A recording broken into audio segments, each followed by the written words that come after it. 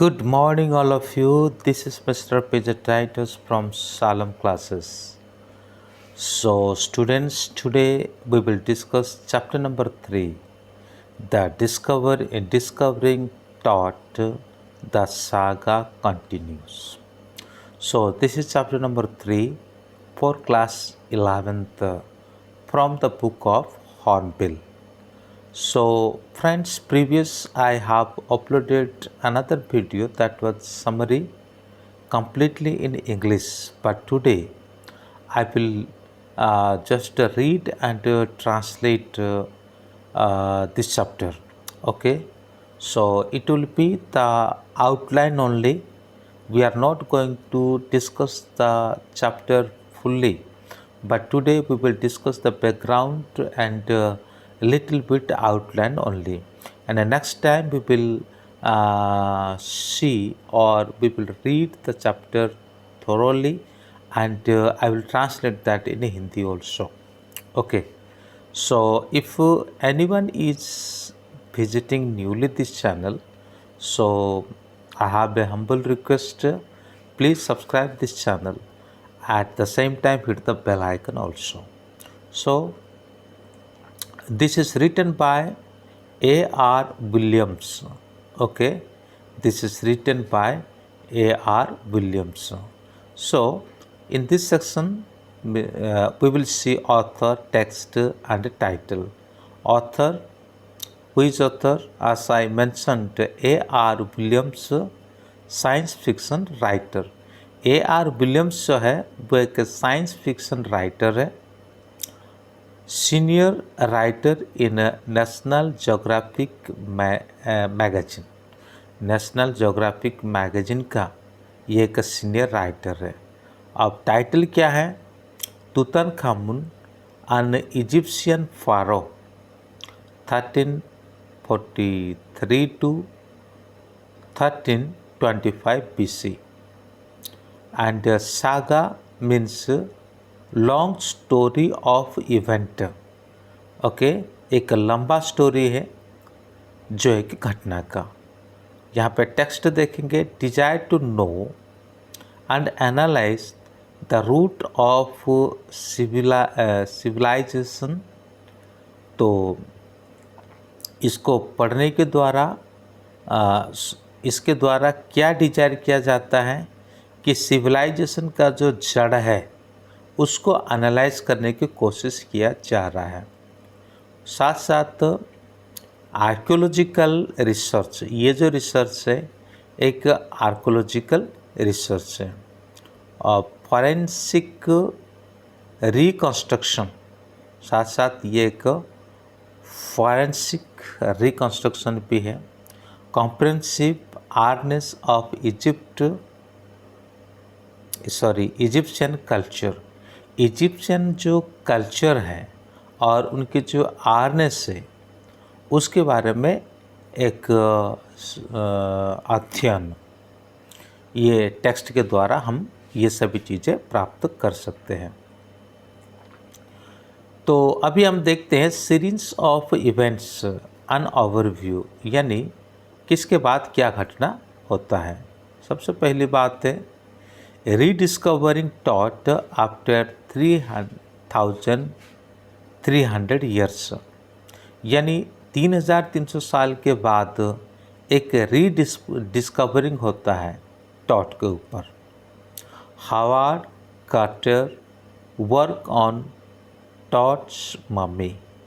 तो Howard Carter जो व्यक्ति है तो वो क्या करते हैं, थॉट्स का जो मम्मी है उसके ऊपर एक वर्क करते हैं, एक काम करते हैं. Archaeology and it's progressive changes. तो आर्कियोलॉजी और उसका प्रोग्रेसिव चेंजेस के बारे में भी हम यहाँ पर देखते हैं. 2 question still unanswered about thought. 2 सवाल है अनआंसर्ड. 2 सवाल है जो अभी तक उसको आंसर नहीं मिला. सब okay. Thoughts, lineage and rule, Egyptian mummy project. हम ये सभी चीज़ों को हम देखेंगे. ठीक है, ये सभी चीज़ों को हम देखेंगे। जैसे कि हमें पता है इस चैप्टर का नाम है discovering taught the saga continuous. So writer के बारे में भी हमने देखा है। सागा का मतलब होता है लॉन्ग स्टोरी ऑफ इवेंट्स, किसी भी घटना का एक लॉन्ग स्टोरी है। अब दरअसल इस राजा का असली नाम क्या है? उसका असली नाम है तूतनखामुन। ये एक इजिप्शियन फारो है, यानी मिस्र देश का राजा है। उनके समय 1343 से लेकर के 1325 BC तक रहा। तो मैं ज़्यादा और विशेष कुछ नहीं कहूँगा। तो यहाँ पर जो येलो में जो लिखे हुए हैं, है ना, जो पैराग्राफ है उसके जो समरी है मैं यहाँ पे देता जाऊँगा। ए टीनेजर व्हेन ही डाइड, पहली बात तो है जब वो टीन एज के थे तभी उनका डेथ हो गया था। Successor of the powerful pharaoh dynasty, है ना, ये एक सक्सेसर है, यानी क्या कह सकते हो उसको, एक फारो जो मिस्र देश में अक्सर जो राजा होते थे उनको फारो कहा जाता था। और फारो डायनेस्टी का ये एक उत्तराधिकारी थे। ओके, तो और इसमें क्या है, ट्यूम्स डिस्कवर्ड इन 1922, इनका जो ट्यूम्स है अब उसको क्या किया गया, 1922 में डिस्कवर किया गया। Body was to undergo a CT scan which would give new information and clues about his life and death। जब उसका CT स्कैन किया गया और CT स्कैन करने के दरमियान फिर क्या होता है कि कुछ मतलब उनके जीवन का जो बारे में कुछ रहस्यपूर्ण बात जो है, उनका डेथ के बारे में कुछ ही इन्फॉर्मेशन मिलता है। सब इन्फॉर्मेशन तो नहीं मिलता है पर कुछ इन्फॉर्मेशन मिलता है। फिर उसके बाद हम देखते हैं जब उसको CT स्कैन के लिए ले जाया जाता है 2005 में, दरअसल इसको डिस्कवर तो किया गया 1922 में। ओके, और उसका जो डेड बॉडी को स्टडी किया गया है ना, उसके लगभग 80 इयर्स के बाद उसको 2005 में स्कैनिंग करने के लिए लिया जाया जाता है। और तभी क्या घटना वहाँ पे होता है उस चीज़ को हम देखते हैं। बिगिनिंग, जैसे कि स्ट्रेंज, अननेचुरल, ऑमनियस, एक अजीब तरह का एक इन्वायरमेंट वहाँ पे हो जाता है। दूसरी बात है एंग्री विंड जो है बड़े गुस्सेलू होता है।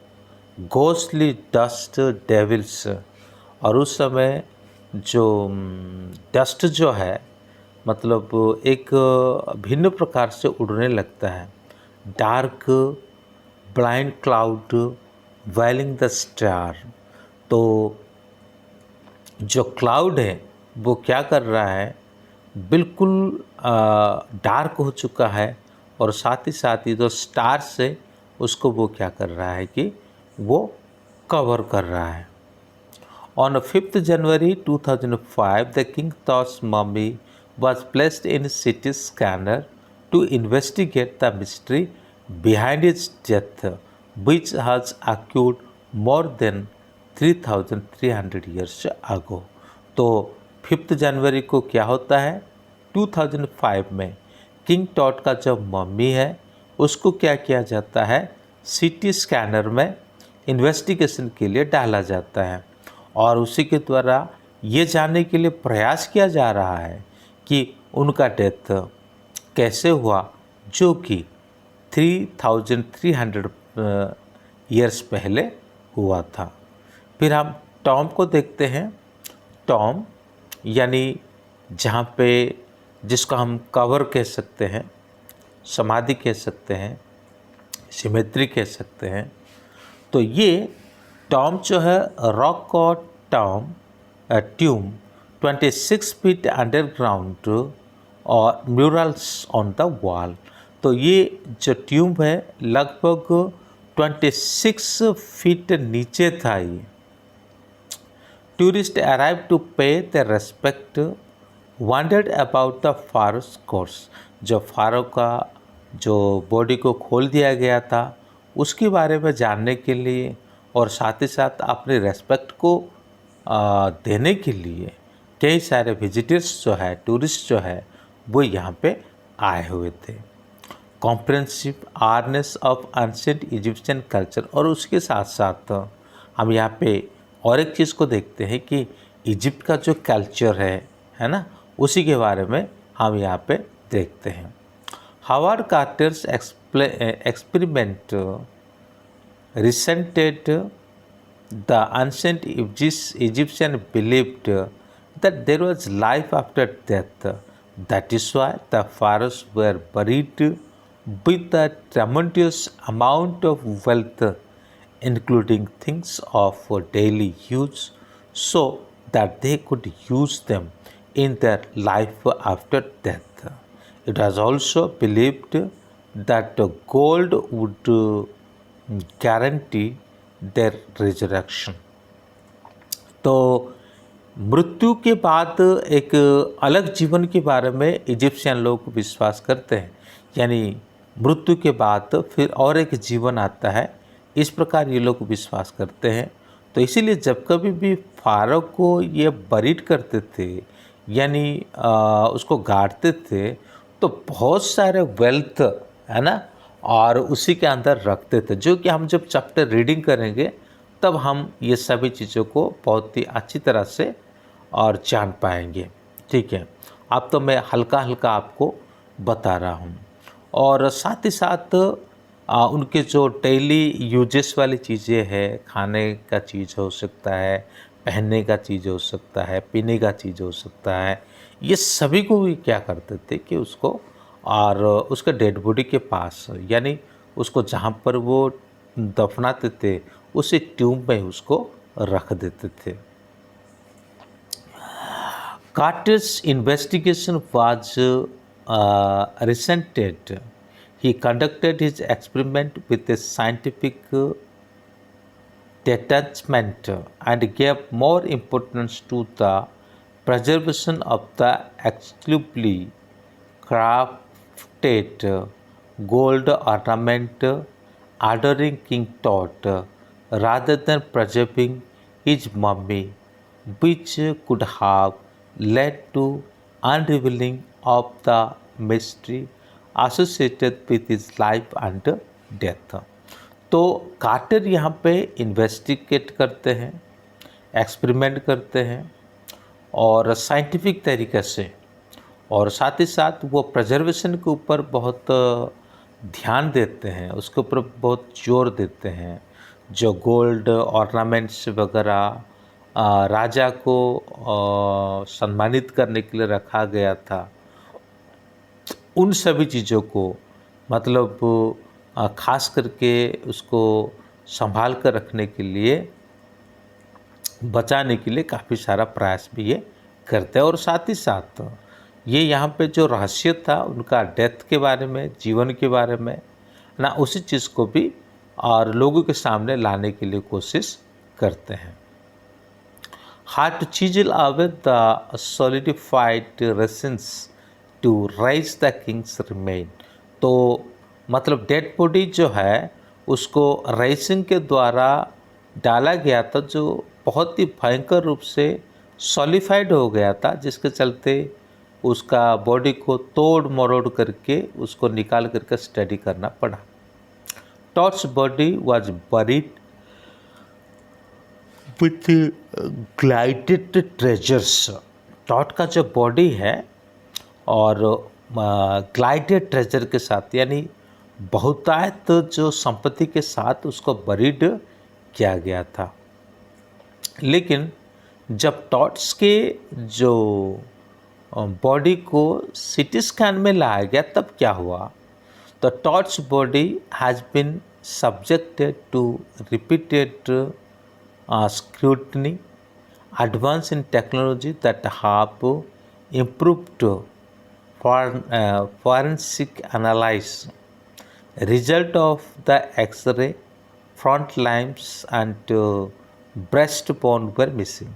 तो एक्सरे करने के द्वारा, स्कैन करने के द्वारा इस बात को पता चलता है कि उनका जो पसली है, जो ब्रेस्ट बोन है ना, वो ब्रेस्ट बोन क्या हो गया था, मिसिंग हो गया था।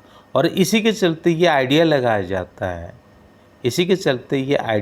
जाता है कि हाँ, उसका जो डेथ किसी हत्या के कारण भी हुआ था। सीटी प्रोवाइड्स 3 डायमेंशनल व्यू। ये जो सीटी स्कैन हुआ था, ये 3 डायमेंशनल व्यू को यहाँ पर वो बताता है। तो टॉड का जो लाइनेज है, मतलब उसका एक संक्षिप्त पैराग्राफ को, पारिवारिक विवरणों का हम देखते हैं। इसके ग्रैंडफादर जो है आमन होते थर्ड होते हैं, और उसका फादर जो है आमन होते 4 आकेंतन होते हैं। अब बात ऐसा है कि एक स्ट्रॉन्गेस्ट पीरियड रहा इजिप्शियन हिस्ट्री के लिए इनके समय पे। तो promoted the worship of Aten the sun disc. तो इन्होंने ये प्रमोट किया था, क्या प्रमोट किया था कि एटन को पूजा करने के लिए। Remove the religious capital from old city to Thebes to the new city of Akhetaten. फिर उसके बाद नए सिटी जो है रिलीजियस सिटी को चेंज करते। पहले जो था वो नहीं, बल्कि ताइबस के जगह पर सिटी ऑफ ताइबस के जगह पर सिटी ऑफ आकेंतन के रूप में उसको लेते हैं। फिर साथ ही साथ हम और एक चीज़ यहाँ पर देखते हैं, एम्यून जो है उसी को ये स्मास्ट कर देते हैं, उसका इमेज को ख़त्म कर देते हैं। फिर उसके बाद जो बॉयस फारोस आते हैं, तुतनखामुन और तुतनखैतन या तो तुतनखामुन, इस प्रकार 2 नाम से वो जाने जाते हैं। तो जैसे कि सिटी स्कैन होता है, और सिटी स्कैन होते समय और डेथ और लाइफ के बारे में उन्हें जानने की कोशिश किया जाता है, और उनका जो डेथ है मिसफॉर्चून से हुआ है, ये सारी बातें बताया जाता है। फिर उसके बाद हम सिटी मशीन जो है, ये सिटी स्कैन करने वाले जो मशीन है, ये नेशनल ज्योग्राफिक सोसाइटी और सीमन, उन्हीं के द्वारा क्या किया गया था, ये दिया गया था। तो result of the CT scan, ये जो सिटी स्कैन है उसका रिजल्ट क्या रहा, हम जब पढ़ेंगे तो हमें पता चल जाएगा कि इसका रिजल्ट क्या क्या रहा। जैसे कि थोड़ी देर के लिए ये चला था, लेकिन बाद में फिर क्या हो गया था, ये बंद हो गया था। लेकिन वास्तव में ऐसा नहीं था, है ना, वास्तव में ऐसा नहीं था। उसमें थोड़ा सा कोई मतलब मिट्टी विट्टी आ गई थी, इसके चक्कर में वो बंद हो गया था, बाद में फिर चलने लगा। तो दोस्तों या स्टूडेंट्स, हम यहाँ पे एक चीज़ को देखा है कि मृत्यु का जो रहस्य बनकर रह गया। फाइनली भी इतने पूर्ण रूप से बताया नहीं गया कि उसका डेथ अक्सर हुआ कैसा है, लेकिन इस चैप्टर के द्वारा हम इजिप्ट के कुछ कल्चर के बारे में और जान पाते हैं। वहाँ के लोगों का जो बिलीव किया था उसके बारे में हम क्या करते हैं, जान पाते हैं। तो ये तो मैं चैप्टर का बैकग्राउंड आपको बताया, और आगे की वीडियो में मैं आपको पूरा चैप्टर को रीड करके ट्रांसलेशन करके समझाऊंगा। तो आज के लिए इतना ही है। Thank you. May God bless you. Have a good day.